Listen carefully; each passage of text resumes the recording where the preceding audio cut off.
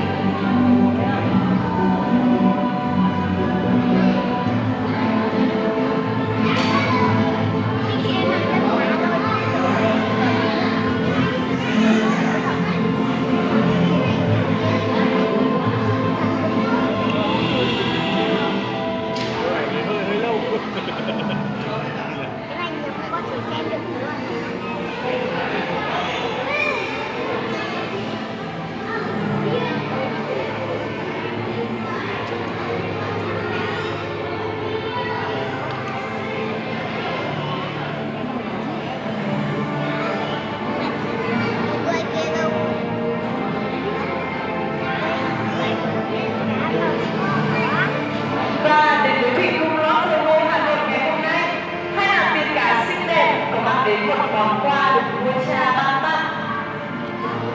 Chúng ta hãy cùng đón xem đó là món quà gì nhé. Nàng tiên cá may mắn.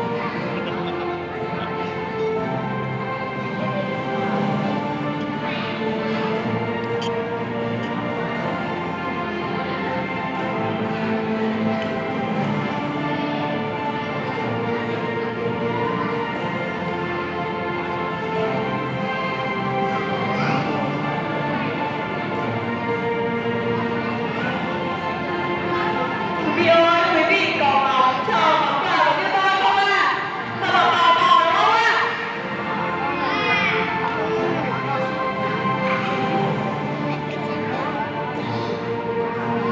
Và hôm nay hai nàng tiên cá mang đến một món quà vô cùng đặc biệt. Đó là một món quà được vua cha ban tặng và nó có thể nghe được âm thanh ở bên ngoài đại dương.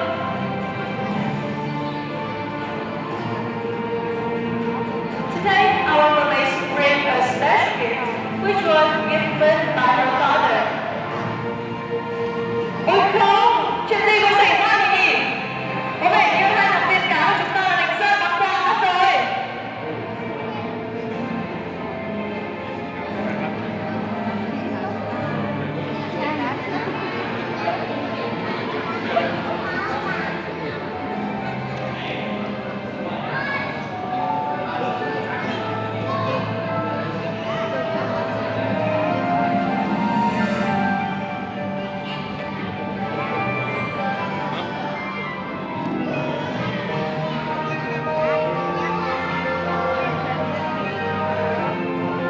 Quý khách ơi, hai thằng tiên cá của chúng ta đang rất lo lắng vì không thể tìm thấy món quà của mình.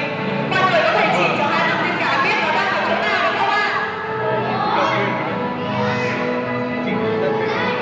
Nó muốn đôi này dậy. Có vẻ như là Selina không thể tìm thấy món quà rồi.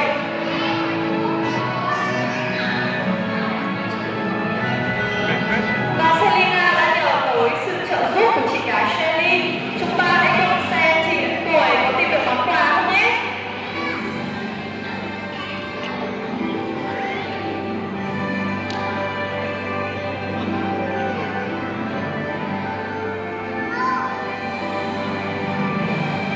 Trẻ con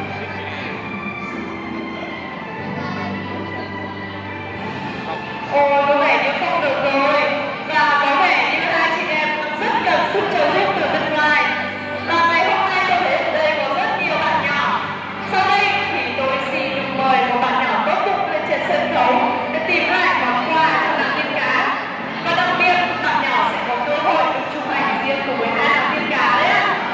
Và ngay bây giờ thì tôi sẽ Em chị giơ tay rồi đấy. Giờ Huyền không giơ tay à? Huyền đi tìm đi. Huyền thấy món quà đâu? Thấy thì đi tìm đi. Anh chị giơ tay rồi đấy. Anh chị ơi, giơ tay cao lên.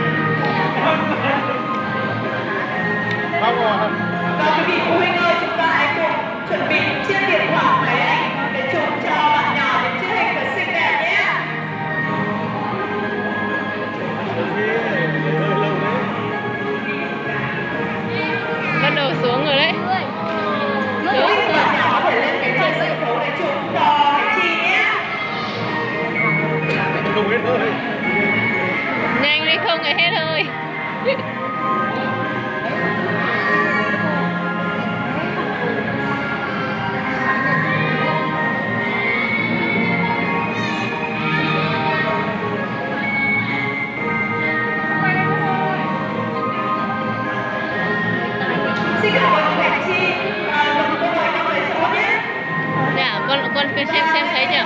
Để thay lời cảm ơn thì hai nhà thuyền cá sẽ gửi đến cho chúng ta những điệp khúc mềm mại và huyền chuyển. Quý vị hãy cùng chiêm ngưỡng nhé. And now our mermaid will send their happiness to thanks all of you.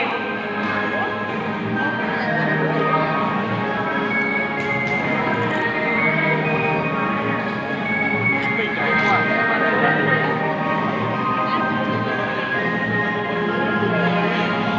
chồng của chị nó đi sang kia luôn rất nhiều mà. Cho chị uống nữa nha. Wow, họ bơi rất đẹp đúng không ạ? Cho chị uống nữa nhé. Cho đi nữa mà chúng ta không phải thôi là thuyền cá chào mừng Cho chị gái uống nữa.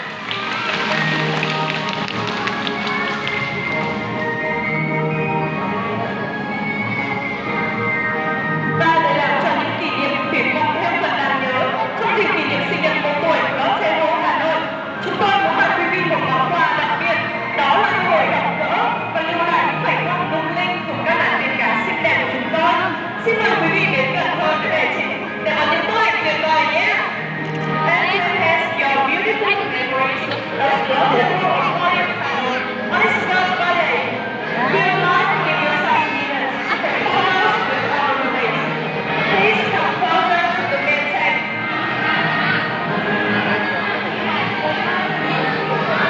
Vì khách vui lòng không cầm tay vào bể tình và bắt đèn flash trong suốt quá trình quay phim, chụp ảnh tại thủy cung.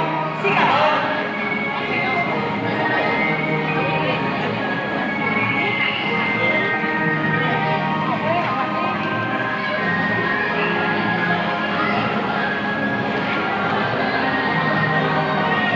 Cầm cái điện thoại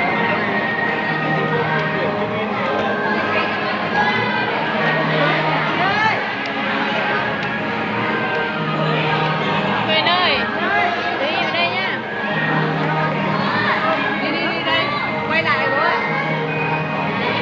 Đây à, nó đang múa kìa.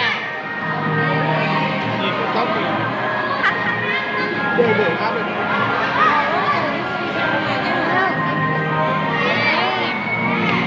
Cho chị uống nữa. Chị nói với.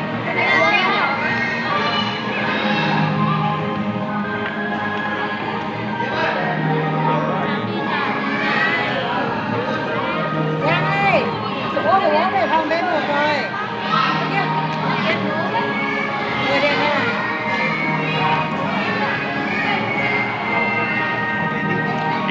Ra kia chụp cái nào.